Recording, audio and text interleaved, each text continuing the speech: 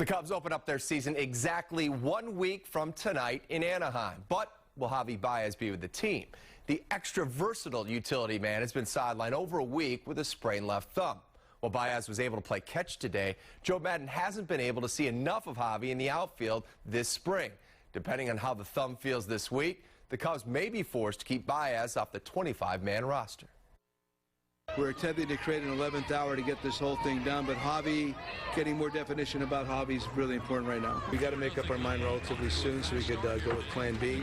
Like I said, he played catch today. I have not heard back from the trainers how well he absorbs us playing catch. The concern is that he has not had enough at-bats, that he's not played enough in the outfield, different positions in the outfield. Those are the kind of concerns that we have. So yes, we need to try to figure out how we want to process all that right now. Before the Cubs and Angels went at it today, strength and conditioning coordinator Tim Buss dressed as Batman during stretching. Exactly like. Buss got better reviews than the Dawn of Justice, I believe. Pick it up for you in the third. Tied at 1, Jason Hayward. Hey now. His third of the spring, a 3-run shot. Cubs take a 4-1 lead, but Anthony Rizzo wants a piece of the action too. Takes one deep to right. Rizzo's third of the spring. Cubs score 5 in the third, and they leave it at 5-1. But Kyle Hendricks couldn't hold the 4-run lead. Next inning, Mike Trout singing solo. Made it 5-2. Next batter, Albert Pujols. In the words of Gordon Gekko, greed is good, greed is right, greed works. Angels go back-to-back. Cubs lead is now down to just 2. Oh, wait, there's more. After the Angels play 2 more on infield hits, Chris Bryant makes a wild throw to first. That scores another run. Just like that, the Angels erase the Cubs' lead. The Cubs would score 3 more in the final inning. This one would end in the dreaded 8-8 tie. Well, they gave up a double-digit lead, rallied from a double. To our spring training coverage, brought to you by apps, appliances, electronics, and more. Clark and Addison is not the only place that continues to make changes. At shortstop, Addison Russell went through quite a few life changes this offseason. He got married, became a father for the first time, all while the 22-year-old was rehabbing from a hamstring injury that ended his postseason run in the NLDS. Addison has grown up quickly on and off the diamond. Luke Stuckmeyer has more. A year ago at this time, Addison Russell was just trying to crack the Cubs' major league roster. But he's quickly transformed into a confident 22-year-old gem at shortstop. Being acclimated with the guys in here already, being familiar with the staff and the coaches that we have here makes things a little bit more easier. And after my rookie year, you know, the confidence is up a little bit. Russell added muscle to his frame training in Florida, and he's now had an entire offseason and spring with the leg kick that he incorporated into his swing last year. And he's certainly not afraid of any sophomore slumps. We haven't hit that thing yet, so you know, I mean, there's a lot of great ball players in here, a lot of great people in here. You know, hopefully that doesn't have to come, but if it does, hopefully we can rely on each other to pick each other up. He's making a lot of strides. I mean, this is his really first full year, and everything about what he does, I really like. He's just a very mature person in game at this point. And one of the teammates that Russell's leaning on this spring is Ben Zobrist, his new double play partner that he had instant chemistry with on the infield. And the Cubs, they have the perfect recipe for success.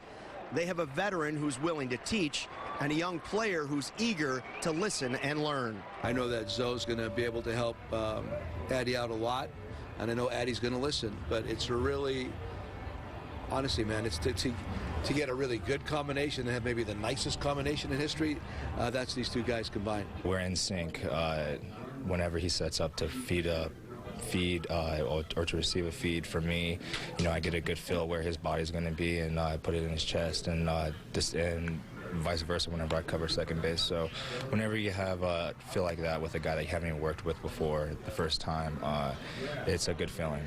And that's music to the Cubs' ears with opening day just a week away. Covering the Cubs at spring training, Luke Stuckmeyer, Comcast Sportsnet. Chicagoland Infinity Retailer. Our spring training coverage is brought to you by Apt, appliances, electronics, and more. Javier Baez will not be on the Cubs' opening day roster, but he will be on the disabled list. The team announced he will start the year on the 15-day DL with a left thumb bruise. Joe Maddon said earlier today the Cubs made that decision because they do not want the injury to linger. Here's a look at the roster moves as the opening day roster is now set. Neil Ramirez, Tommy La Stella, and Matt Caesar all made it in. The Flying Hawaiian, Shane Victorino, signing a minor league deal. Manny Parra did as well, and fan favorite Mooney Kawasaki also signed to a minor league contract, so Iowa should be pretty fun. The last time Jake Arrieta took the mound in a spring training start, he only threw 34 pitches because of a blister. But after throwing a healthy bullpen session on Sunday, he was cleared for opening day. Before that, though, there's still the matter of spring training games like the ones the Cubs had today against Oakland. Arrieta came in with only 59 total pitches this spring. He almost doubled that against the A's. Things start out well as Arrieta fans the first batter of the game, Billy Burns. That's what you call going down swinging. But then with a man on second and 2 outs, Billy Butler lines one to the gap in right center. That would drive in a one and make it 1-0 A's. A lot of Billies on the A's. Oh, yeah, there are, actually. But it wouldn't stay that way for long. Kyle Schwarber leading off the bottom of the first with a home run to left center. His first of the spring, and it's tied at 1. Jake settles in, though, in the third. This time, he faces a batter not named Billy. It's Matt Olson. He goes down looking. Then in the fourth, he's cruising, gets Mark Canha looking, and then Josh Fagley strikes out on a foul tip. In the bottom of the fourth, with 1 out and a man on, Addison Russell goes deep to center field. That is his 5th home run in Cactus League play, and it's 3-1 Cubs. We go to the 5th now, and that is when Arrieta notches his 5th strikeout of the day. 102 pitches over 5 innings, 1 run on 2 hits for the Cubs ace. So 6-3 Cubs in the 8th, and how about Mooney Kawasaki? Still going to entertain us. That is a 3-run bomb to right center. Did you see the bat flip, by the way? The Cubs clubbed 5 home runs and beat the A's 9-5. Here's Arrieta after his outing. Yeah, blister's good. It was nice to get the pitch count up that high. Today, got to throw all my stuff. Got to pitch through some struggles a little bit with command. Was off a little bit timing-wise, but was able to make some good adjustments really after a couple to get back on track. Pitched in pretty well to lefties. That was good. Threw some really nice change-ups. A couple walks. Didn't like that. White Sox also said. As the Cubs prepare to break camp for the 2016 season, they are counting on big performances from the duo of Chris Bryant and Anthony Rizzo, who you could say are the heart and soul of the team. As Luke Stuckmeyer reports, the dynamic duo on the field is also a musical duet off of it.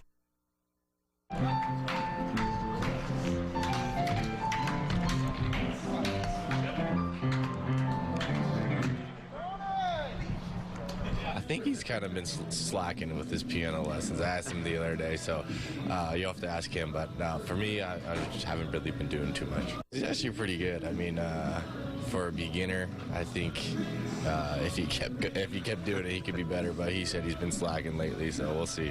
Anthony Rizzo started piano lessons during his free time at this spring training. And Tuesday's team stretch was a chance for him to show off his new skills.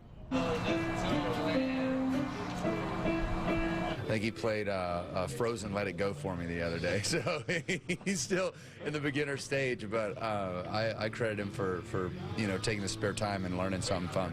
More nervous for this or your first day being in the majors?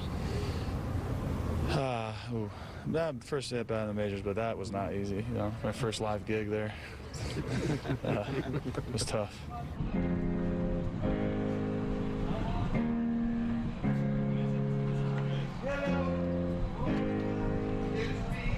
The Rizzo recital was a hit, but the Cubs' young stars know that not every day is going to be fun and games and sing-alongs during a long season.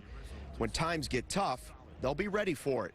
I was just talking to Anthony about that. It doesn't really matter, you know, if some of us aren't going that good, because there's so many guys in the lineup that can, you know, break out and do it any day. So it really isn't going to have to be a thing where we're all clicking. I think, you know, having guys of the caliber that we have in this clubhouse, I think they'll pick us up whenever we are struggling, and that's what makes the team really good.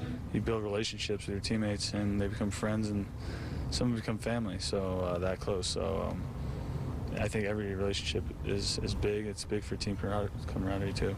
So what the Cubs have is two young all-stars ready to hit their baseball prime at the same time. Last year, Rizzo and Bryant combined to hit 57 home runs and drive in 200 runs. That's a pretty good core. And if it doesn't work out, there's always the piano. Covering the Cubs at spring training, Luke Stuckmeyer, Comcast Sportsnet. I mean, if they get really good, they could play at Howl at the Moon or something, you know.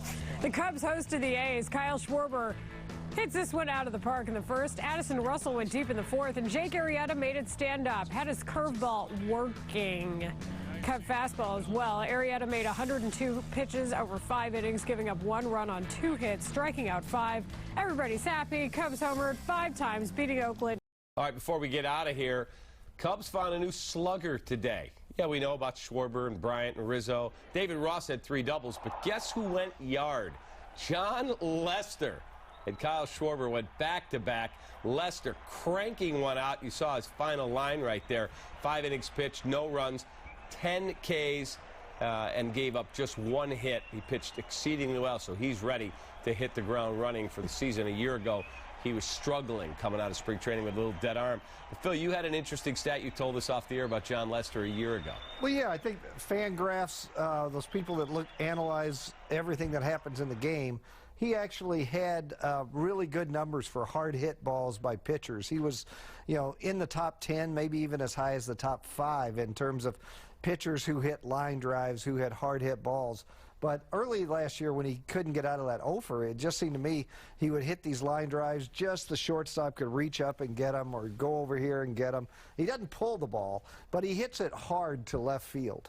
So does this mean you're not going to need the DH when the Cubs are out in Anaheim?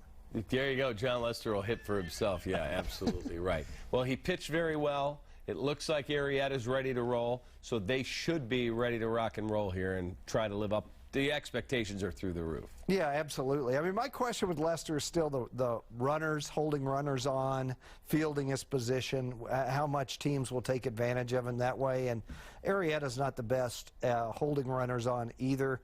But Arrieta, I was really impressed with the spring he had. I think he's the biggest question mark about the Cubs.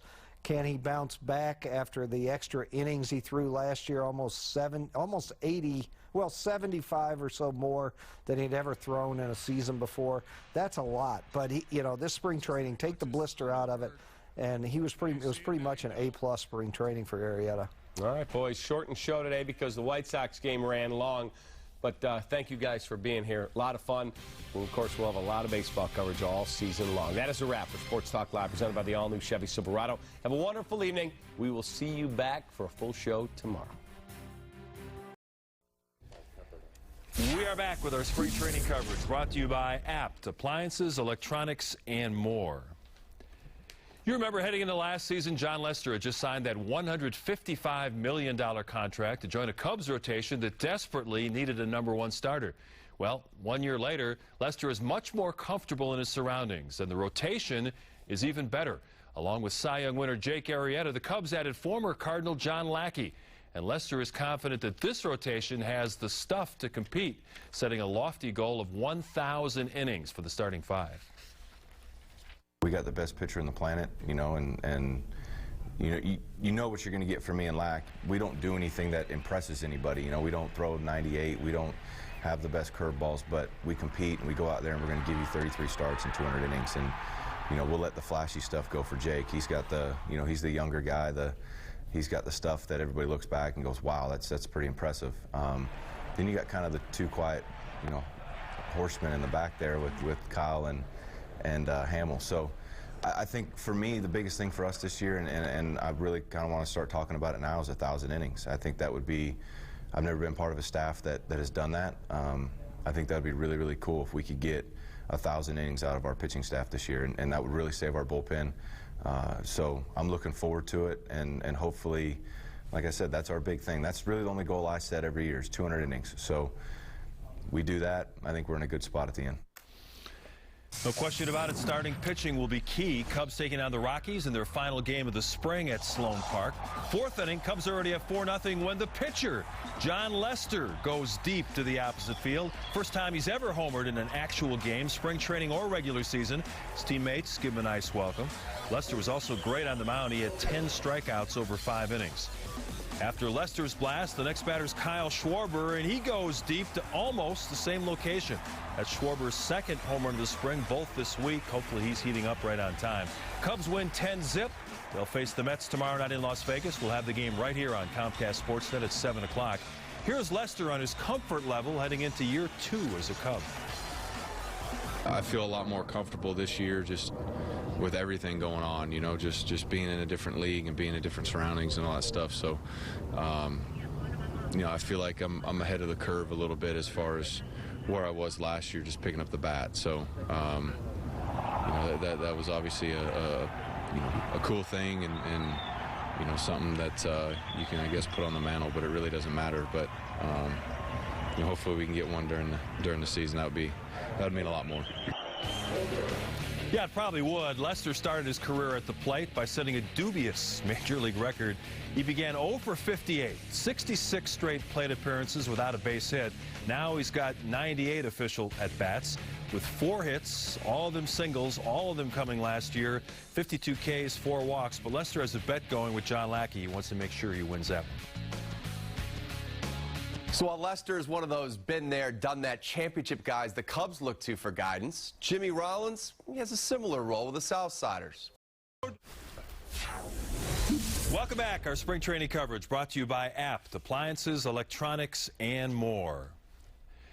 Joe Maddon really pulled out all the stops in his second spring training camp with the Cubs, basically trying any diversion he could think of to take the pressure off a young team picked by many as the World Series favorites for the upcoming season. But will the fun continue during the regular season? Luke Stuckmeyer takes a look back at some of the highlights from the past 6 weeks in Arizona. The Cubs are breaking camp here in Arizona, and it has been maybe the most unique camp in baseball history. They've had zoo animals, piano recitals, personal scooters running around, and even appearances from Batman. But that's just been the tip of the iceberg for Joe Maddon's group. It's been great, right up there near the top of my favorite camps I've been a part of. You know, obviously Joe always keeps it light, but then, you know, adding some of the shenanigans and things that they did to keep the camp fun was, you know, just made it exciting. It seemed like I was laughing coming in the field every day, you know, and didn't know what it was going to be at, but we had something that was going to, you know, keep it light, and, you know, that's what spring training should be about. Baseball's a big business, but it's also just a game. Work at the ballpark has never been like this. If you had to put one word to describe this camp, what would it be? Fun. You know, it was just a lot of fun. This is a totally different spring training, and I've been with Joe this is my 4th year in spring with Joe, actually 5th year. He does things differently. Adding to the Maddon madness has been strength and conditioning coordinator Tim Buss. Morning stretch with Bussy has been a wild ride every day. I always look forward to the morning skit or whatever it is, and he pops out of that birthday cake for me and Dex, and in that little one-piece bathing suit. It was a little much. And nobody wants to see that. I think I'm scarred. There's actually nightmares I've had waking up a couple times seeing Bussy in that outfit. The mime. One of them that really sticks out to me was when he brought the mime in. It's kind of like it's like Halloween for like 6 weeks here. You never knew what Bussy was going to pop out of his closet in, and you know, that's one way the guys keep it light. And we start off with Bussy every day. So, you know, if you can't have fun with him leading you every day, then you might as well go somewhere else. And the Cubs are hoping the fun is just getting started, with a possible 8-month journey about to begin. Covering the Cubs in spring training, Luke Stuckmeyer, Comcast Sportsnet. Thank you, Luke. Tonight's GMC professional-grade player is Cubs pitcher John Lester. All he did in his final spring training tune-up was throw 5 nearly perfect innings. But his teammates and Lester are talking about this. He belted a home run, the first of his professional baseball career, leading the Cubs to a 10-0 rout of Colorado. I feel a lot more comfortable this year just with everything going on, you know, just being in a different league and being in different surroundings and all that stuff. So, you know, I feel like I'm ahead of the curve a little bit as far as where I was last year, just picking up the bat. So, you know, that was obviously a cool thing and you know, something that you can, I guess, put on the mantle, but it really doesn't matter. But you know, hopefully we can get one during the season. That would mean a lot more. In Las Vegas, Sin City tonight, taking on the New York Mets ahead of Monday's season opener in Anaheim. You can see the game at 7 right here on Comcast Sportsnet. It has been a spring training unlike any other for the Chicago Cubs. They packed up their bags in Mesa yesterday. Some of the players shared their thoughts on the laid-back atmosphere that Joe Maddon brought to camp in his second season.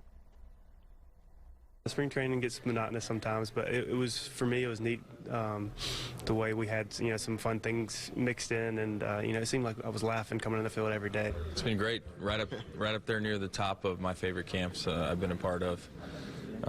You know, obviously Joe always keeps it light, but then you know, adding some of the shenanigans and things that they did to keep the camp fun was, you know, just made it exciting. It's like Halloween for like 6 weeks here. You never knew what Bussy was going to pop out of his closet in, and you know, that's one way the guys keep it light. And we start off with Bussy every day, so you know, if you can't have fun with him leading you every day, then you might as well go somewhere else.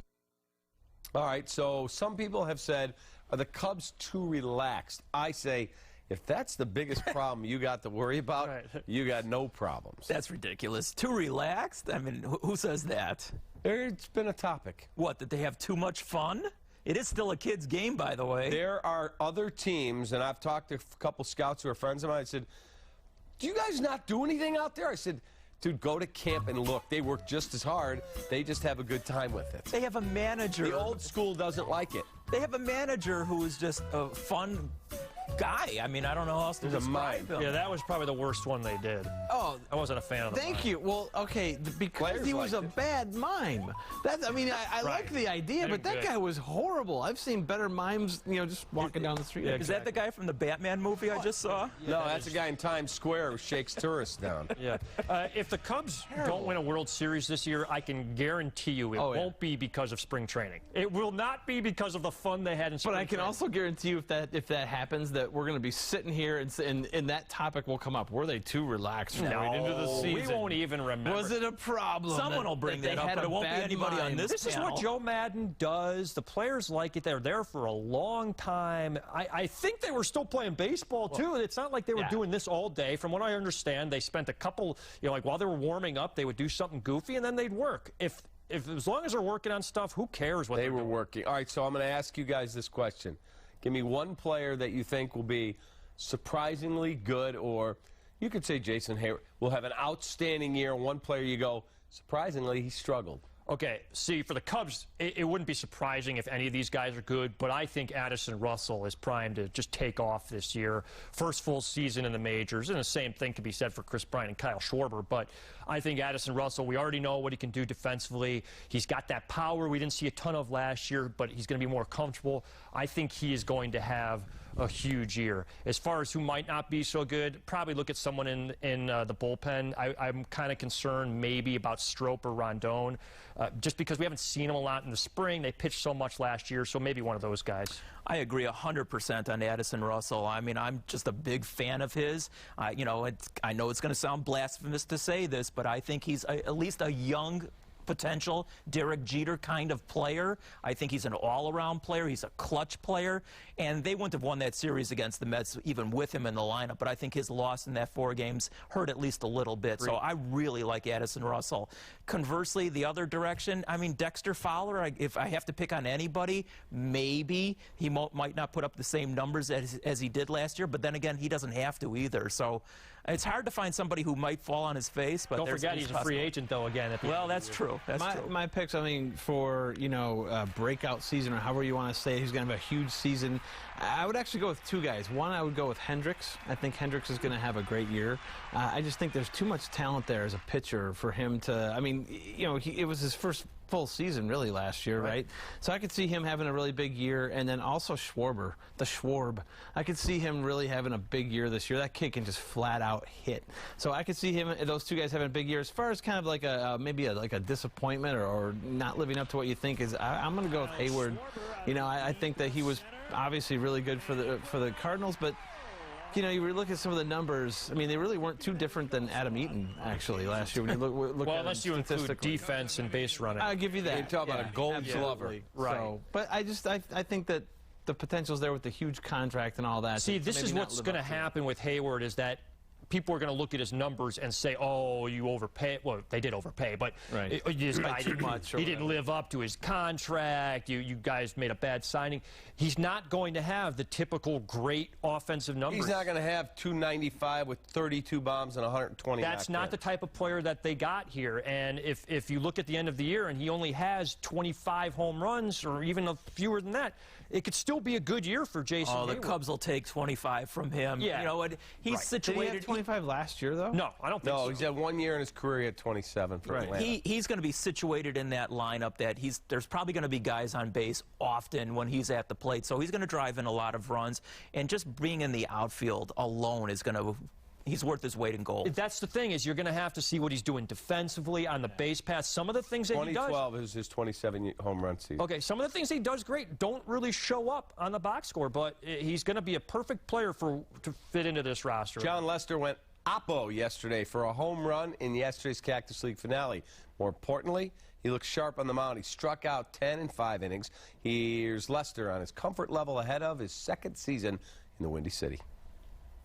I feel a lot more comfortable this year just with everything going on, you know, just being in a different league and being in different surroundings and all that stuff. So, you know, I feel like I'm ahead of the curve a little bit as far as where I was last year, just picking up the bat. So, you know, that was obviously a cool thing and you know, something that you can, I guess, put on the mantle, but it really doesn't matter. But you know, hopefully we can get one during the season. That would mean a lot more. Lester said that was the first home run he's hit since high school. Do you know that Phil Rogers was in here yesterday, and he had a stat from Fangraphs. John Lester was 3rd best hitting pitcher in the National League last year in terms of hard-hit balls. He just hit them at people. You know, you did actually see his power sometimes, and I think he's going to break out for like 8 or 9 hits this year. That's a big Wow. year. That's right. Yep. No Carlos Zambrano. Or Madison Bumgarner, no. But we'll take it out of him. That's the offense is going to come from a lot of other places in that lineup. God, that's so sad. Let's not get into the whole DH thing, but... I used to never say it, and now if you let me vote, I want the DH in the National League. It's so painful to watch. At least have it uniform in both leagues. Come on. Yeah, one or the other. Yeah. Agreed. I want the DH. Bring it on. Yep, me too. Put Schwarber at DH, and let's go. Yeah, see, now the Cubs have a perfect DH candidate. They have a couple. Now, Schwarber and Soler could play DH. Perfect. You'll see it opening How about John Lester on the mound? He was outstanding yesterday. Yeah. He has had a very good camp. And although his numbers in terms of wins last year weren't great, all his other peripherals were right in line with his career averages. Thank you. It drives me crazy when people say John Lester had a down year. Hopefully they see the real John Lester. John Lester, if you look at his numbers, had one of the best years of his career last year, but because his win total wasn't high, people think it was a disappointing season. Now, he needs to be better in the postseason. I think we could all agree on that. But John Lester last year was John Lester. That's what you're going to get. If you're looking for him to be like Jake Arrieta or Zach Greinke or Clayton Kershaw, you're going to be disappointed. That's just not what he does. Agree again. You know, he had a couple bad outings initially last year, but I think the bullpen screwed him out of a couple of wins mid to late part of the season. And yeah, I think overall he did a good job. And I also like what he said. And I don't know what you know, the analysis for free agents in their second year as opposed to their first year. But I would bet that they usually have a better second year than they do have a first year. All right, let's move to the White Sox. And I'll start with the same question. Pick a surprise and a disappointment. The Cubs broke camp in Mesa, made their way to the Sin City for an NLCS rematch tonight. Madden and company will take the Mets on in a two-game exhibition before heading to Anaheim for Monday's opener. Many believe the Cubs and Mets are destined to meet once again in October and be National League heavyweights for years to come. The Cubs did, however, beat the Mets big time this offseason, getting Ben Zobrist to come to Chicago instead of the Big Apple, the second baseman, among many who think this team could do something really special this season. There's nothing that I've seen that would make me think anything otherwise. But it's important that we get off to a great start, and I think this first week of the season is important, just as important as the last week of the season. Everybody, when it's crunch time, everybody knows it's important at the end of the season. But right now, it's just as important, and we got to remember that. Well, let's head out to Vegas and bring in Cubs play-by-play man Lynn Casper. Lynn, expectations sky high for this team. That was evident as they averaged over 15,000 a game at spring training in Sloan Park. What team do you think is the biggest threat to beat the Cubs for the NL pennant? Well, I'll tell you, Kelly, there are a lot of really good teams and probably a lot of really bad teams in the National League. I think there's more parity over in the AL. The Mets, with this starting rotation, will be reckoned with. I think the Nationals will bounce back after a disappointing year last year. You've got the Cardinals and Pirates in your own division. The Cubs, remember, finished third last year. And I really like the Diamondbacks out west, and I think the San Francisco Giants, if they figure out their starting rotation. They've got some veteran guys who did not have good springs, but if they are good, Samardzija, Cueto, Bumgarner, if you expect him to be good, I think the Giants will be right there as well. Yeah, it should be fun night in and night out to catch those games. Well, who on this squad? We just heard from Ben Zobrist. I know Addison Russell is one of the names people are throwing out there. But who do you think could be the X factor for the Cubs taking the next step this season? I think Addison Russell is poised to eventually become an MVP candidate. It may not be this year at age 22, but we've seen a lot more pop in the bat. He's back at his natural position, shortstop. Defensively, I thought last year at second base he was as good as anybody in the league. So quietly, he's going to become one of the best players on this team. So I think it's his year to really step up. And I think from the pitching side of things, John Lester in year 2 is just a little more comfortable. I think he put a lot of pressure on himself after signing the long-term contract last season. He had a very strong spring. If he can stop the running game, his stuff looked very good in the month of March. I think he's poised to have a really good season. Good stuff. Well, other than Javier Baez, the Cubs left camp healthy. That was the main goal. And really, Jed and Theo have talked a lot about that being the difference long-term in this season. Who could this team least afford to lose to injury for an extended amount of time? That's a great question. I mean, you probably start with Jake Arrieta, right? The ace, the MVP, or the Cy Young Award winner from last year. And I guess I would say him and not a position player because there's so much depth in the lineup. If you have to be without one of your star position players for 15 days or maybe a month or more than that, I still feel like they can score runs, but you'd be hard-pressed to be without one of your top starters, particularly Jake, for any length of time. A young winner, certainly. Well, Lynn, we know Joe Madden loves to tinker with his lineup, and this year's roster gives him maybe even more flexibility. I'll set the over-under for different lineups at 150. Which one are you taking? I think there'll be more of a set lineup this year than he had last year, but you're going to see a lot of maneuvering later in the ball game. So to me, Fowler, Hayward, 1-2 is pretty solid. I think Rizzo's going to mostly hit cleanup. You might see Bryant and Zobrist kind of move around a little bit. But I think this lineup will be a little bit more set than people think. So I guess I'll go with the under.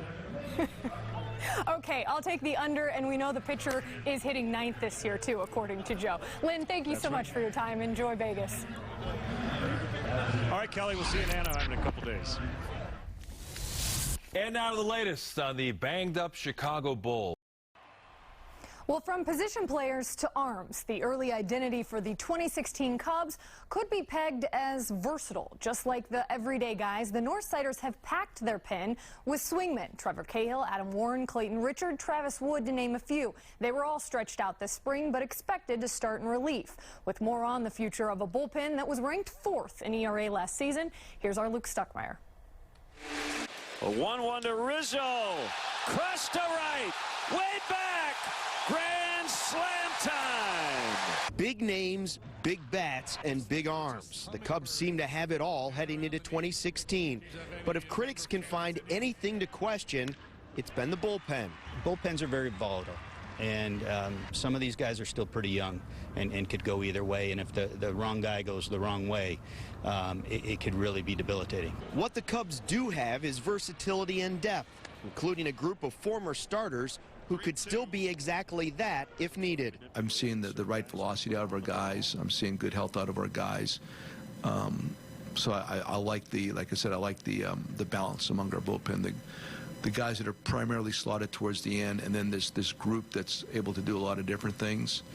I like it. I like it a lot. The Cubs have done it a different way. If you remember last year, Joe had a quick hook with some of his guys. He can do that very liberally this year. He shouldn't, on paper, have to do it as often as he did last year, but he can. And the Cubs might need this bullpen early in the season, especially with plenty of cold weather and the starters trying to work their way into a long season. But there is fuel to the fire. These relievers want to prove that they can be a big part of this team, and that edge never hurts. You guys have a chip on your shoulder at all? You feel like you're the forgotten part of the team sometimes? I feel like most bullpens are like that. So, you know, I think bullpens always have a chip on their shoulder just to kind of prove that, you know, their worth to the team and, you know, hold down those games late. It's just different. You know, not a lot of us are ex-starters and can be stretched out, so it might not, you know, look like the Yankees bullpen on paper, but, you know, hopefully we can all do our jobs, and, you know, if a starter gets in trouble, we definitely have the ability to cover some innings. We have some serious arms down there and some guys that can really get guys out. I mean, we have a shutdown closer, 8th inning guy. I mean, Grimm out there, whatever you need them. And then obviously guys that can go 3 and 4 innings, you know. So we have a great group of guys out there, and I think we're going to be big for this team. And maybe another key piece in a possible Cubs championship puzzle. Covering the Cubs at spring training, Luke Stuckmeyer, Comcast Sportsnet. Appreciate it, Luke. Well, the Cubs and Mets from Las Vegas. It's on the way at the top of the hour here on CSN. Stay tuned. We are coming right back to wrap up this edition of Sportsnet Central. This is Chris Bryant, and this is Anthony Rizzo. As the muscle of the Chicago Cubs lineup, they've decided to go into business.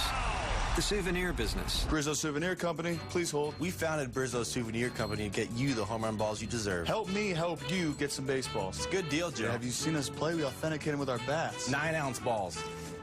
Take it or leave it. Deal. Woo! Another one. We put the ding in dinger. Gotta love Brizzo. Those Mashers facing Angels starter Garrett Richards on opening night. Richards celebrated April Fool's Day a little early this year with an epic prank from his teammates, Mike Trout, Jared Weaver, and Jesse and Gina from Prank Academy. The Angels pitcher, part of a group of players, approached by a fan while they were waiting for a table at dinner. After taking a selfie with him, the fan asked for ideas on how to break up with her boyfriend. Check it out. I'm like planning to break up with my boyfriend tonight, and I don't know how to do that.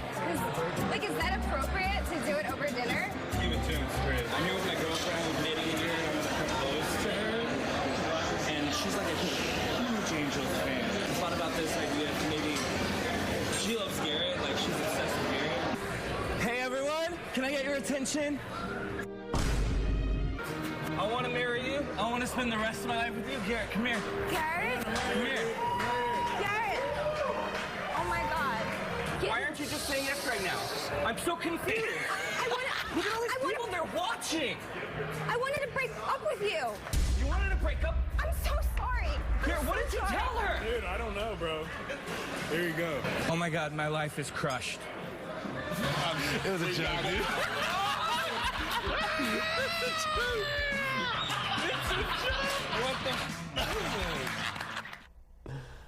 That was phenomenal. Yeah. I thought she was going to say she was with him, the ball player, and start some fireworks. That was phenomenal.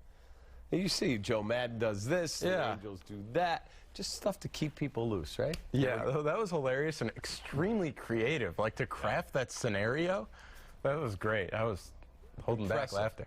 All right, so it'll be Richards against Arrieta on opening night. What's your take on heading into this season. Well, sky's the limit. I mean, I still think there are concerns. Everybody's getting carried away, like World Series parade will be here in early November.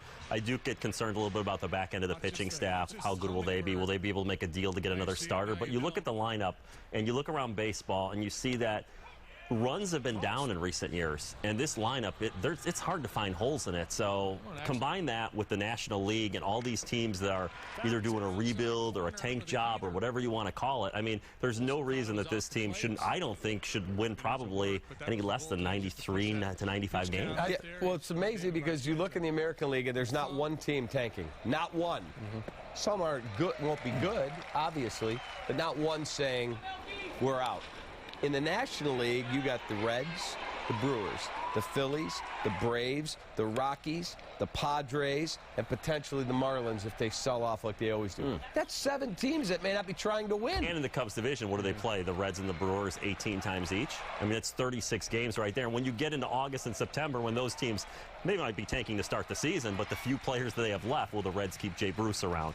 Will Brandon Phillips be on that route? I mean, then you start to look at guys and you have no idea who's on the field. So as long as the Cubs stay healthy, I mean, there's a possibility that some of these guys who did great last year, who knows, maybe Chris Bryant hits a little bit of a slump, Kyle Schwarber hits a little bit of a slump, but I mean, they've done a great job with this roster. That's the thing. I mean, I think baseball in general, and the Cubs sort of mirror this, baseball is moving towards a point where it's more pitching heavy. I mean, we're seeing the era of the $100 million third starter.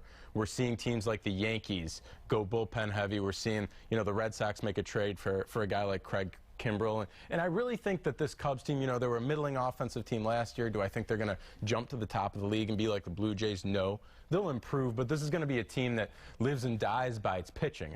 They could potentially sustain a bad injury, you know, God forbid, to like a Schwarber, but they could not to an Arrieta, Lester, or Lackey. Yeah, I don't think they live and die by their pitching, though. Their offense is ridiculous. I'm just so ready for the season to start. I feel like spring training has been 6 months long, don't you? Especially with a team like the Cubs, where there were no jobs to win. And you used to have to be there the whole time. It is actually the best part of covering baseball.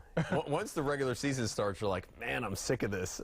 and it's April 1st and the season is just starting. But you were there for all of spring training. It was great. Yeah, I enjoyed spring training. You know, leaving Chicago when it's about February 10th and getting down to Arizona, where everybody's in a good mood, nobody is screwed up yet.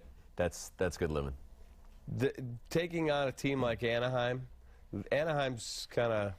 It's important for the Cubs to get off to a good start, in this city especially, because you know if they don't, the fan base starts to panic. Well, one thing I think that kind of buffers that a little bit is Joe Madden. I think just the way he handles the team, and even if there is some of that noise from the outside, I don't expect them to fall apart and turn on each other. I think he will keep the team on an even keel, and I think he does that. And, I mean, there is a chance. Baseball's, you know, it's one of those games where you can go through a stretch where you lose 9 of 11. But if it starts the season, that could happen. That doesn't mean they're necessarily doomed. Yeah, I think it's more important for the White Sox to get off to a good start. 100%. I mean, you know, obviously Rick Hahn is going to say what he's supposed to, that, oh, they're unified now in the wake of the Drake LaRoche situation. But if that team gets off to a bad start, man, it's going to be a mode of jumping ship and more bad attendance. It's not just that, Teddy. It's even before the LaRoche thing. This is a team that said time and again they need to put people in the seats early to give themselves more flexibility at the trade deadline. If they don't win early, they're not going to have that flexibility, even if they make a run. Yeah, I knew you were going to say that, and that helps. But you know, it's always a team that needs to perform well early. It's an aside, but do you think Kenny Williams and Jerry knew that when they went to LaRoche, it was possible he was going to retire and they'd save money? No, people I trust over there said we were stunned. Really? They thought that's conspiracy theory stuff right there. No, it's second-level thinking. I mean, then why would they do it in the middle of spring training? I mean, yeah, they go, boy, this guy stinks. Maybe we can get him to retire. I don't think so. But in reality, isn't it addition by subtraction? I mean, wouldn't you rather have the $13 million based on what LaRoche produced last year? Well, can you do something with it? Can you get a good... Now listen to this. They are going to sell... It's just disgusting. Cleveland has a chip on their shoulder, and they've gone to extreme action to get tourists. Case in point, selling a hot dog topped with Fruit Loops, bacon, mac, and cheese that they hope fans at Progressive Field will see. The slider dog and decide to pay money to eat it. All right, Teddy. I think you got to add some Frosted Flakes on there. You know, that's the best cereal in the world. Love Frosted Flakes, and then maybe douse it with milk, and then you really have something there. Ice cold skim milk. 2%. Come on. Oh, who's got that Burger-Riza thing? Yes, the pepperoni Braves. pizza, which you know I won't eat. Yeah. And the burger, and then the pizza. The Diamondbacks are selling the cheeseburger dog, made from char-grilled hamburgers and deep-fried and served with bacon, lettuce, tomato, and a secret sauce. Good. Okay, so I have a thought on this. It is actually very smart to do a burger in a hot dog bun, and at Marion Golf Club outside Philly, that's what you get, because it's kind of hard to one-hand a burger when you're walking around. So put the burger in a bun. I don't know about why you have to deep fry it. Just put a burger in there with some good toppings. All right, the Atlanta Braves Burger-Riza is a grilled 20-ounce all-beef patty covered with 5 slices of cheddar cheese, topped with crispy bacon, and served between 2 8-inch pepperoni pizzas. Chase, you interested? No, absolutely not. I just want good traditional ballpark food. I don't need like Fruit Loops on a hot dog. That just stole your thunder there. All right, we finished with the Rangers and the Wicked Pig. This is legit. A sandwich with pulled pork, bacon, sausage, prosciutto, ham, pork rinds, coleslaw, and barbecue sauce. Sign me up. We'd most definitely eat that. Sign me up. That sounds pretty good. Amazing. And Seth would have to watch me eat that and just be tortured. Per usual. How much sodium is in that sandwich? Oh, yeah. You like the pulled pork. All right. Oh, love it. Much more to get to on Sports Talk Live. Up next, take a look at baseball, Cubs, advanced analytics. Our book review portion of the program is next. Don't go anywhere.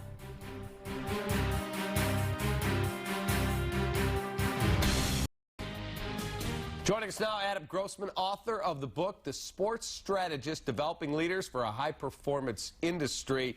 All right, the book features one of the chapters on the Chicago Cubs. You're an analytical expert. So how did you implement the Cubs or incorporate them into your book?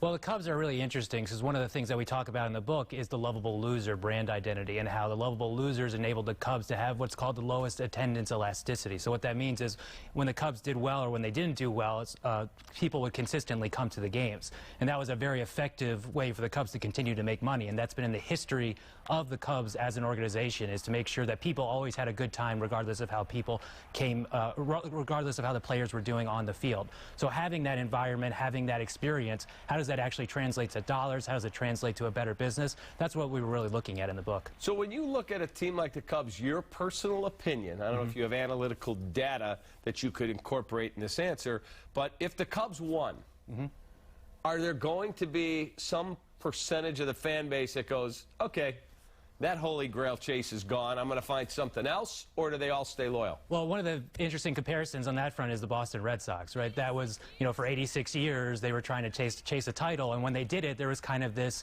for lack of a better term, postpartum depression, but in a sports way. It's like we finally had the baby, we finally got the championship, now what do we do? So I think there are going to be some fans that feel that way, but I think for the most part, from the Cubs as a business perspective, winning the championship will be great for it in terms of all of its revenue streams. You know, people now really look at the Cubs not as the lovable losers, but as the lovable winners, and that's something that started from the ownership group. And we talk about this a little bit in a new chapter that I wrote about the Cubs in terms of how they've used Wrigley Field as the center of their brand transformation. And one of the things that they've done is really focus on winning, whether it's through hiring of Theo Epstein, hiring of Joe Madden, you know, drafting really good players into its farm system, taking the time to build up a team to where it is. The expectation now for this season is that the Cubs, you know, are the favorites or one of the favorites to win the World Series. So from a business perspective, that is driving a lot of interest. That's driving a lot of excitement. It's driving a lot of engagement.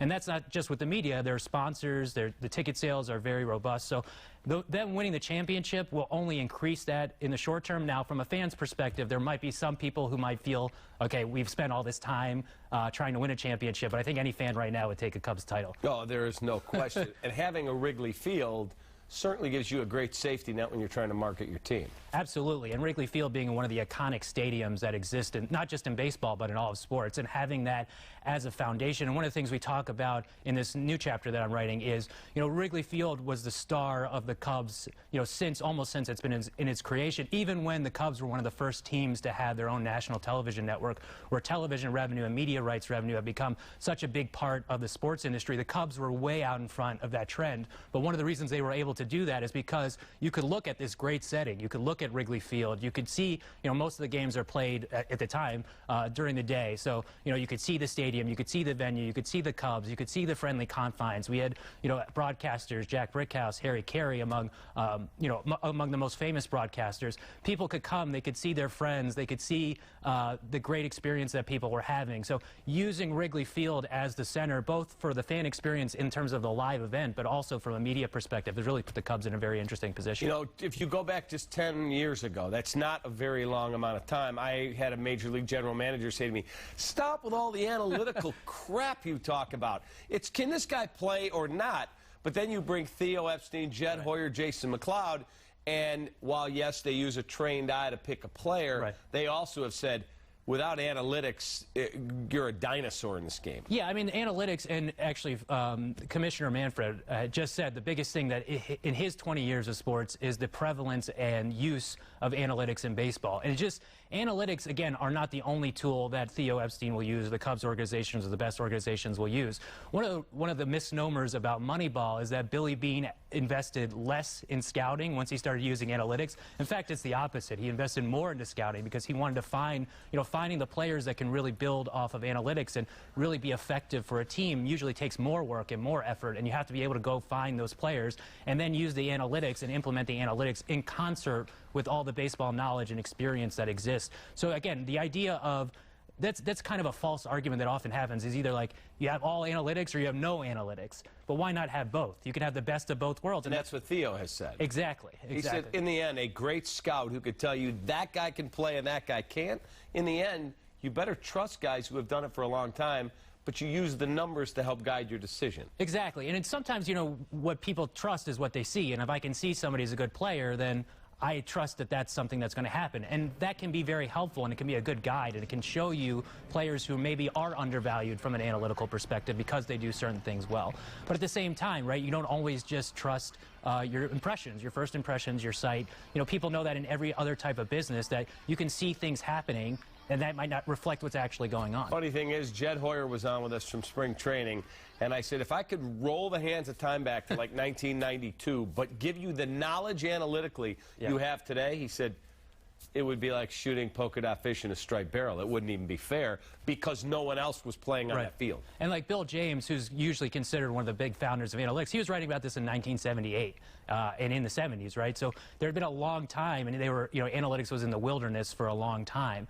And, the book Moneyball and now the movie Moneyball have really brought it into the forefront. But, if you could have analytics before there were analytics, that's exactly right. You would have a big competitive advantage. And that's what happened with the Oakland Athletics, particularly early on, where they were one of the first teams to really deploy analytics. They had a huge competitive advantage where they were being as competitive with teams like the Boston Red Sox, or probably more competitive than the Cubs, and they were using a lower payroll because they were having this strategic advantage. Before I let you go, what about a franchise that doesn't have a Wrigley Field, and they're still trying to develop brand identity, but they have much more of a ballpark that's very generic, very antiseptic? Right. I think the key to a really effective brand is audience analysis. And in sports, there's usually 4 key audiences that you're looking at. It's fans, employees, media, and sponsors. So what are they looking for from your brand? What are your attributes that you really can say, this is something that differentiates me from, usually when you're talking about sports teams, particularly if you're talking about baseball or one of the big 4 sports teams, you're competing in that same city or in that same region with large professional sports teams and also a lot of times now large college teams and even international competition. We were talking before about about Spain and La Liga, and that all of that has started to come to the United States. So you have to compete against locally, nationally, regionally, and internationally. So identifying what makes your brand special, identifying what makes it unique by using audience analysis and then also using analytics.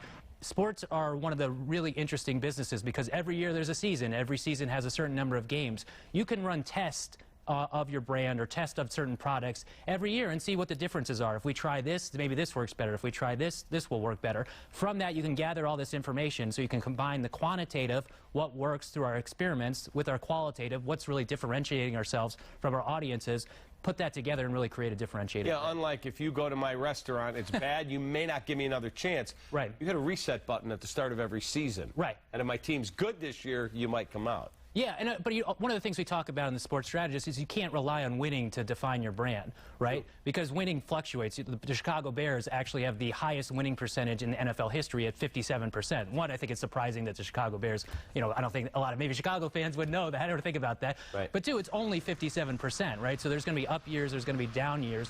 The Chicago Bears have built their identity around grit and toughness and monsters of the midway, and that's always something that's going to resonate with... That's brand identity. Yeah, exactly, and that's something that's going to resonate with all those different audience types that we talked about before. So having those really...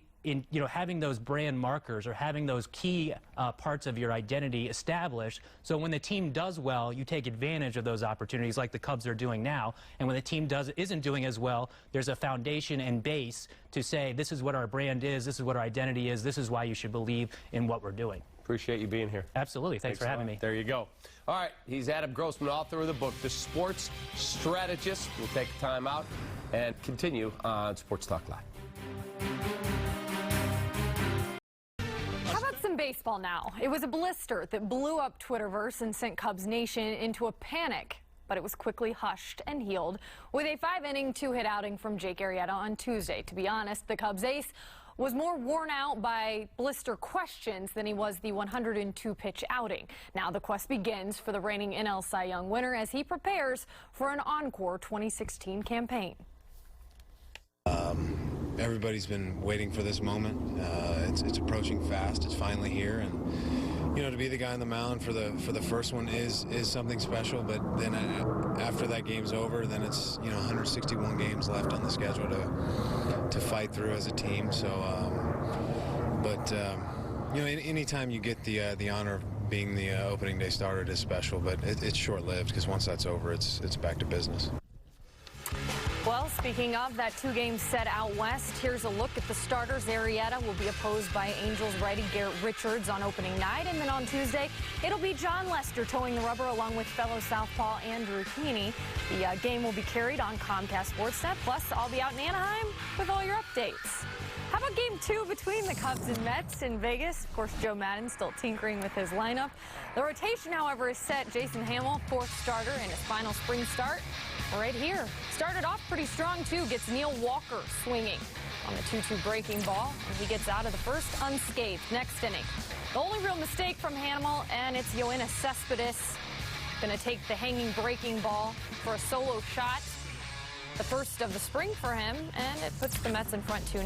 But Hamill solid from there on out in the 4th. Going to get Asdrubal Cabrera swinging. And to close the inning, freezes Travis Tyrone there. That would be it for Hamill. Goes 4 innings, giving up 1 earned run and strikes out 6 in his final spring tune-up. Let's head to the 6th. Cubs flashing some leather out in the field. Matt Reynolds hits this one into cinder, but check it, Albert Almora. Nice grab there. The Mets would score on the sac fly, but Almora's range saves extra bases for sure. Meanwhile, the Cubs hitless until the 6th. And Tommy La Stella comes up here. Joe Madden has not ruled him out completely, and putting him in the opening day lineup, this double off the wall certainly helps his chances, along with the 400 he's batting this spring. Jorge Soler then would be the odd man out if La Stella gets that start.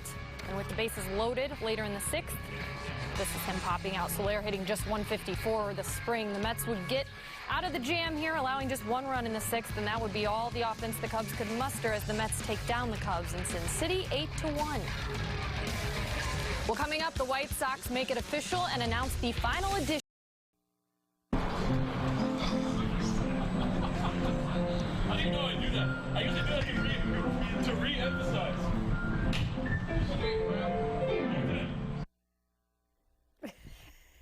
Dynamic and dexterous duo, both on and off the field, I suppose. Whether Anthony Rizzo and Chris Bryant are belting home runs or lyrics, the pair has proved to be quite a hit. Their latest enterprise tested out their acting skills while cashing in on the Brizzo bromance. Enjoy. This is Chris Bryant, and this is Anthony Rizzo. As the muscle of the Chicago Cubs lineup, they've decided to go into business. The souvenir business. Brizzo Souvenir Company, please hold. We founded Brizzo Souvenir Company to get you the home run balls you deserve. Help me help you get some baseballs. It's a good deal, Joe. Have you seen us play? We authenticate them with our bats. 9-ounce balls. Take it or leave it. Deal. Woo! Another one. We put the ding in dinger.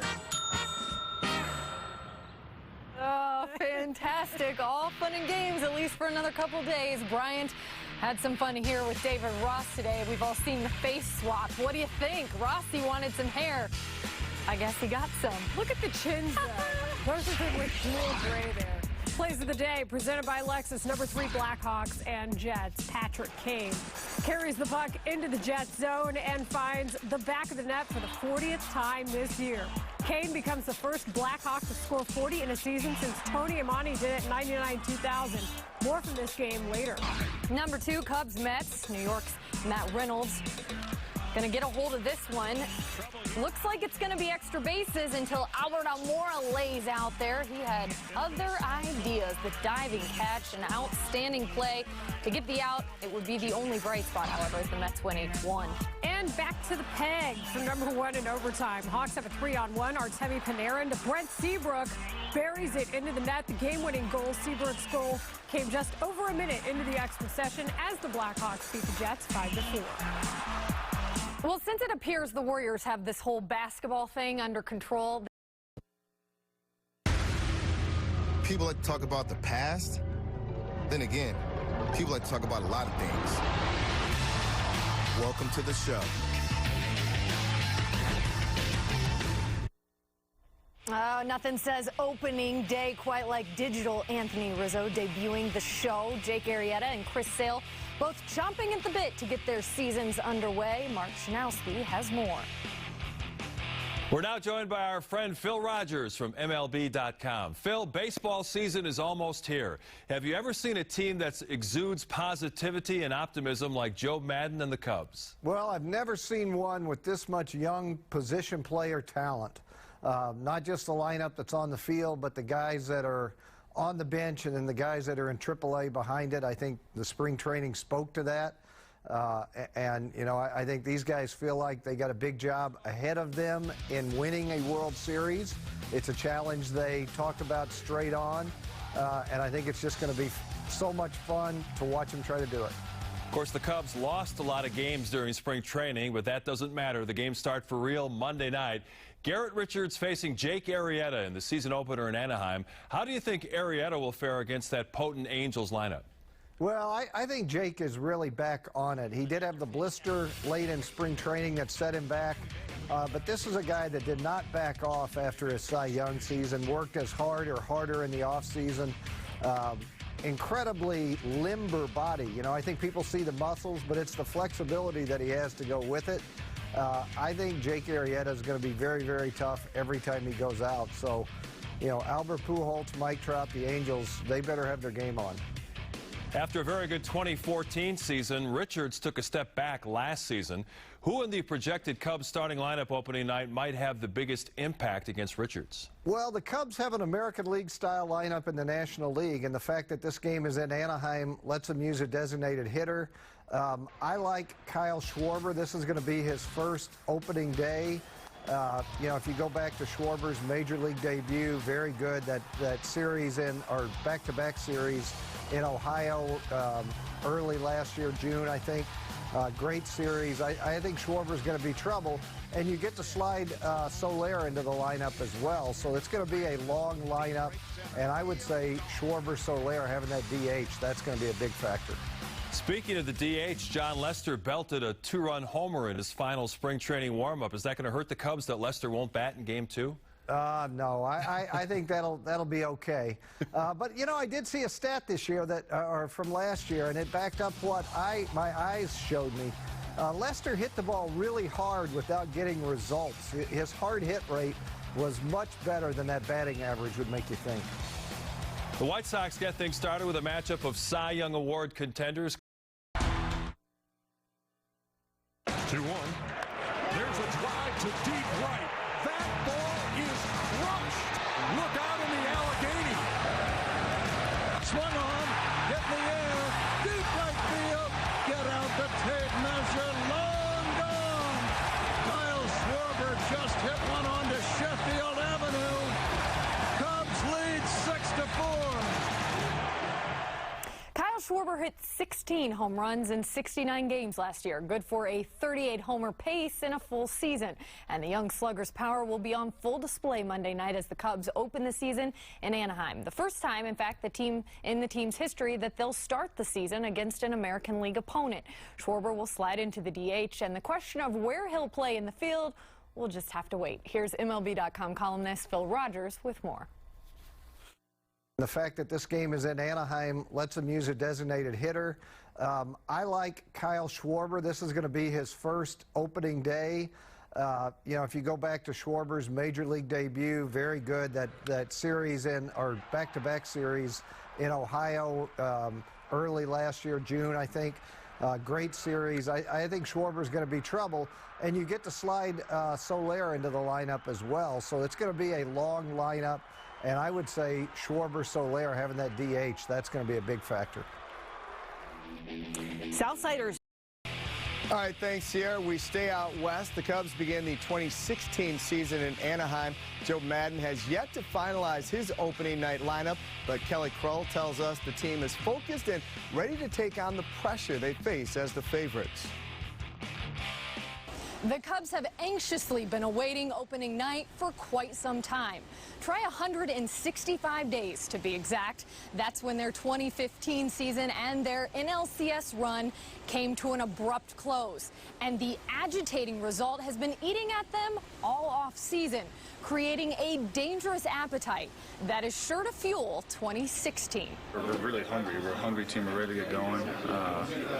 We're excited to get going. And if anyone in this clubhouse is thinking about the World Series right now, we're in the wrong spot. We're ready to embark on this journey. You know, we got some unfinished business from last year, and just got to go out and keep going out, having fun, and playing hard. Just like the team, the hunger of the fan base has grown as well, with expectations rising to World Series or bust. But Joe Maddon and company wouldn't want it any other way. The expectations, again, like I said before, I think it's wonderful. Pressure is a wonderful word. All those things do, if you channel it properly, they're going to make you better. I'm more impressed than I was when I walked in the door, just with the work habits and with the way these guys think here. I think you guys think like champions, and you got to think like that first, and then you got to execute it out on the field. So, you know, I think this team definitely has what it takes. It's just going to come down to executing on the field. To say somebody's going to win the World Series, to say somebody's not going to make the playoffs. At the end of the day, it's about what this group does in here in the clubhouse every day. To wash down the old and cleanse the palate for a new season, Dexter Fowler and the team delivered 2 bottles of wine to Joe Maddon before their last game of spring training. One was engraved with "Embrace the Target." The other was left blank, with every intentions of having it inscribed come October with 2016 World Series champs. With the Cubs here in Anaheim, I'm Kelly Krull for Comcast Sportsnet. Thanks, Kelly. Let's go to Anaheim for the Cubs' final spring tune-up against the Angels before opening day tomorrow. Top of the third, Cubs down 1-0. Addison Russell changes that. He hits a towering shot out to dead center, his 6th homer of the spring, and it's tied up at 1. Next inning, Matt Shoemaker hangs a breaking ball to Anthony Rizzo. He makes him pay. Rizzo hits a solo shot of his own to right. That gives the Cubs a 2-1 lead. Then in the 6th, Chris Bryant wants in on the action as well. His 2nd home run of the spring as the Cubs go up 4-2. They'd lose the lead in a 4-run 8th inning later and fall 6-4 in the spring finale. But don't worry, the real action kicks off tomorrow night in Anaheim with Jake Arrieta on the hill. Well, the baseball season officially kicked off today in Pittsburgh. The Pirates taking on the Cardinals in the opener. Pirates strike first. John Jaso hits a bloop single to right in the 2nd. Pittsburgh scores 2 runs off Adam Wainwright early, and that is all Francisco Liriano would need with the bases loaded in the 4th. Going to strike out Colton Wong to get out of the jam. Liriano had 10 Ks, and the Pirates start the season with a 4-1 win over St. Louis. Oh, nothing is over. I didn't even really understand like the magnitude of the second half that I had until the season was kind of over. And, you know, I look at the numbers, and I was messing around with a few of my buddies saying that I don't know if the second half ERA will ever be broken. It was pretty impressive. Defending Cy Young Award winner Jake Arrieta on the mound as the Cubs open their season in Anaheim against the Angels. Joe Maddon's crew, of course, entering 2016 as the World Series favorites. But before Arrieta even took the mound, his offense would give him a big boost. We start with the second pitch of the game. Dexter Fowler rips a shot down the right field line. Fowler turns on the Jets. He is in with a double. Extra base hit, starting the 2016 campaign. Fowler now at third after a Jason Hayward ground out. Anthony Rizzo at the plate cashing in. A two-out single up the middle. Great start for the Cubs as they are up 1-0.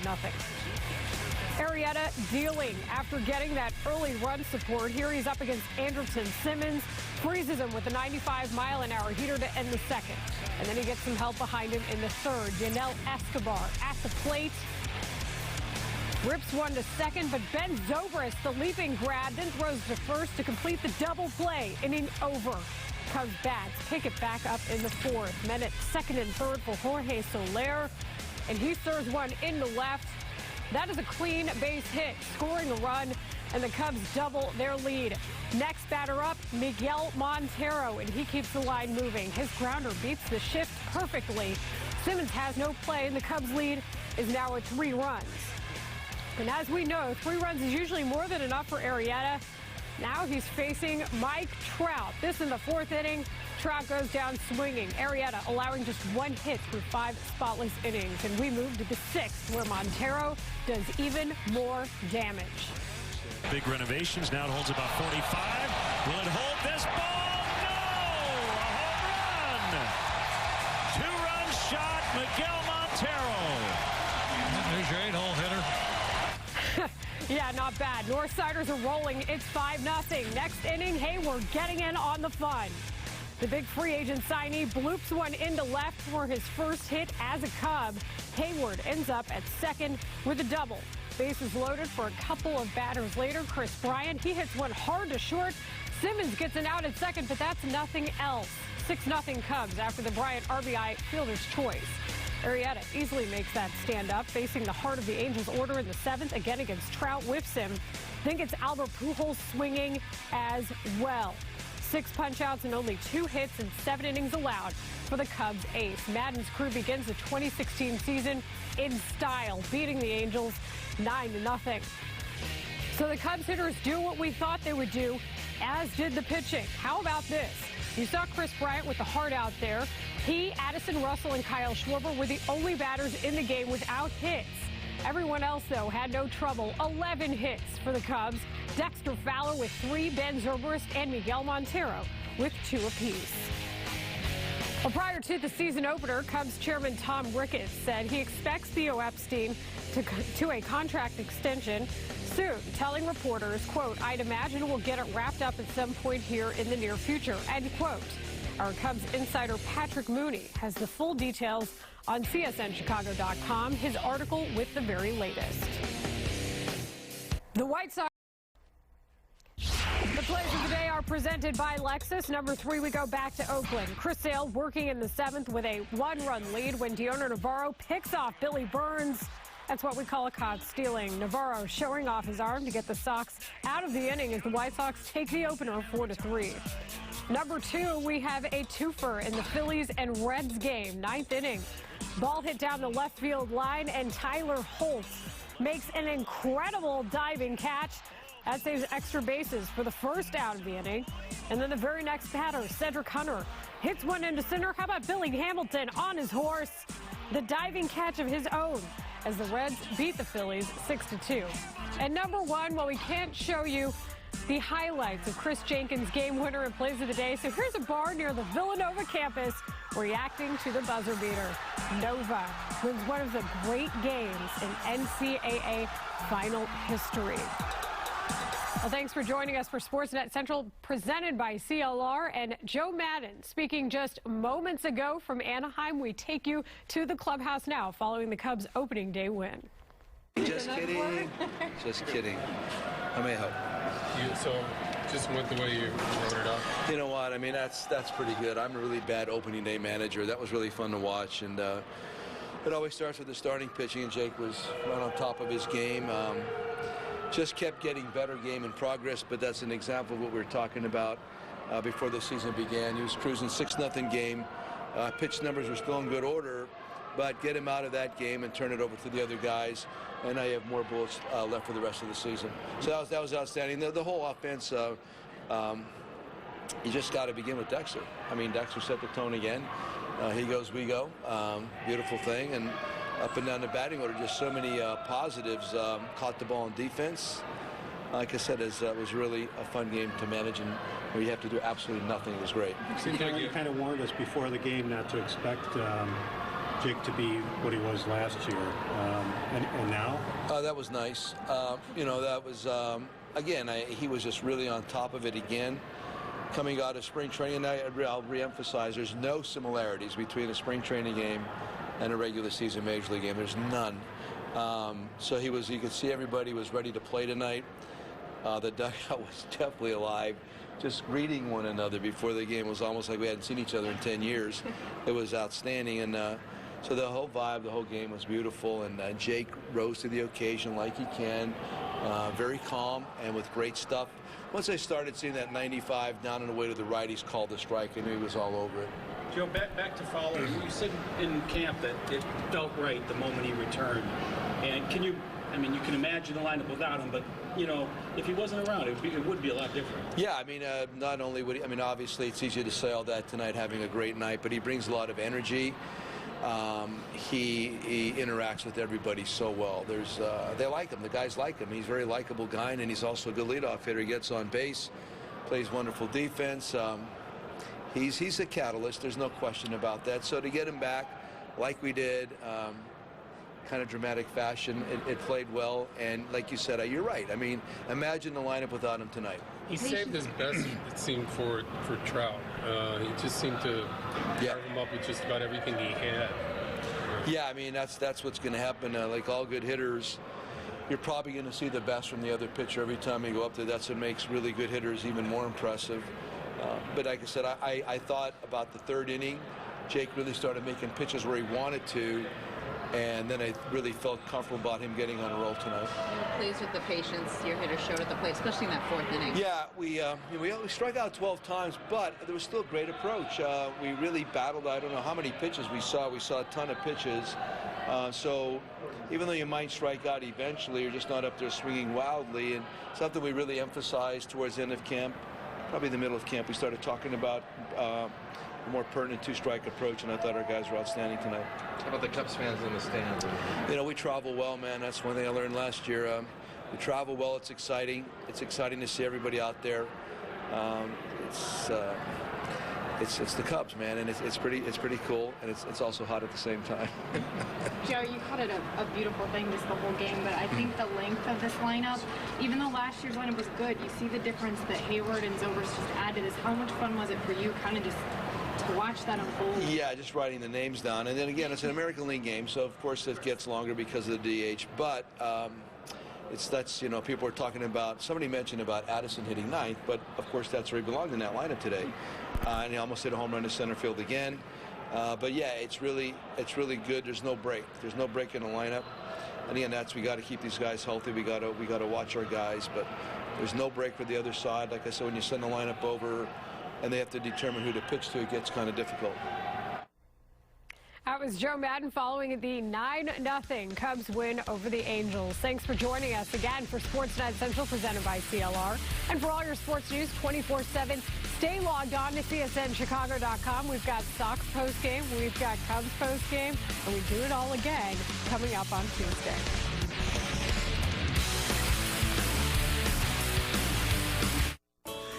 It's the March